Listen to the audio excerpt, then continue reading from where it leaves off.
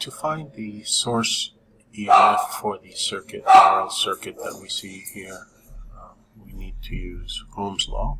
And Ohm's law, as you recall, says that the EMF source equals the current times the resistance.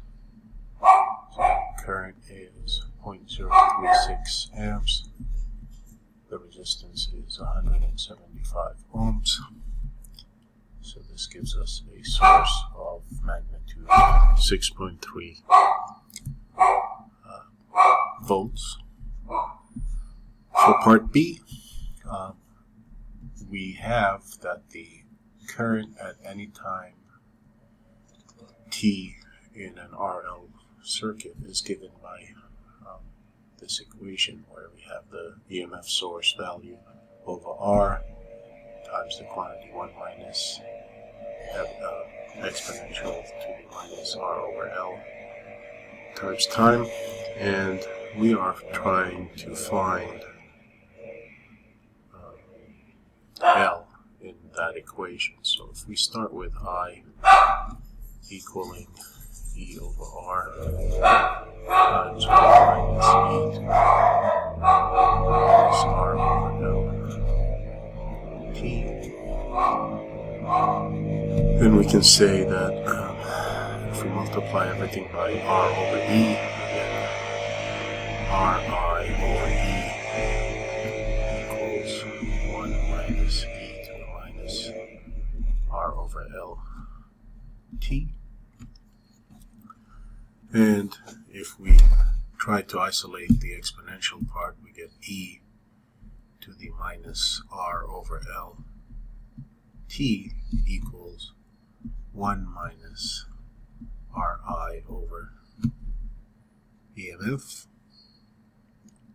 And if we take the natural logs on both sides, we get minus R over L T equals natural log of 1 minus Ri over script E.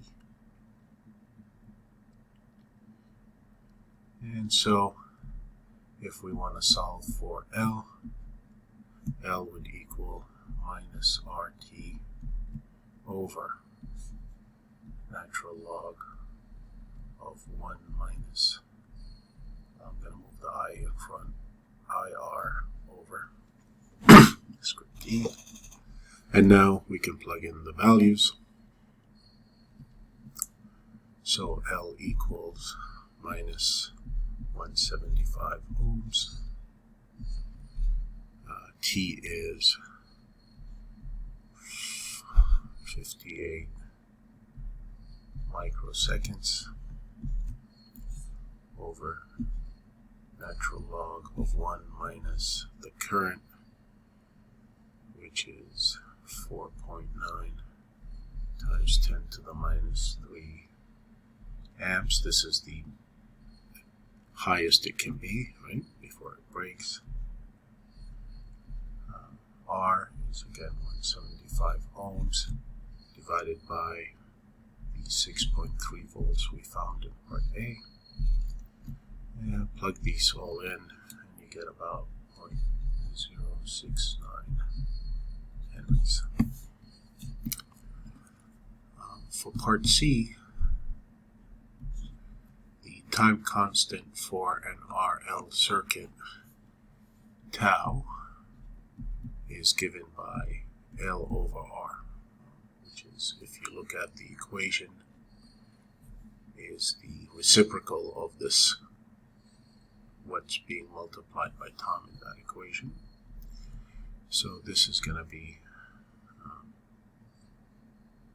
0.069 Henry divided by 175 ohms.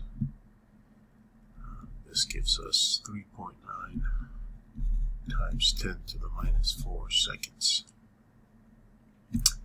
Or if you want in microseconds, since we started with microseconds, this would be 390 microseconds. So it depends on which way you want to leave your final answer.